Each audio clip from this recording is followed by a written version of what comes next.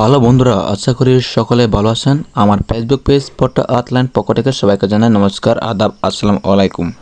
বিগত নিজের বয়স চেহারা নিয়ে ভালোভাবে ভিডিও না করা একটা কারণ, আমার পরীক্ষা চলতেছে। আপনারা অনেকে অবগত আছেন যে এখন এইচএসসি পরীক্ষা চলতেছে। তো আমার প্রায় পরীক্ষা শেষ হয়েছে, আরও একটা বিষয় বাকি আছে। তো কাজের কথায় আসি, আমরা অনেকেই প্রতিনিয়ত ভিডিও আপলোড করতে থাকি, কিন্তু সেই ভিডিওগুলোতে 20-90টা ভিউ আসে, আর কোনোটা ক্ষেত্রে একটা দুইটা লাইক পড়ে, আর কোনোটা ক্ষেত্রে লাইক পড়ে না।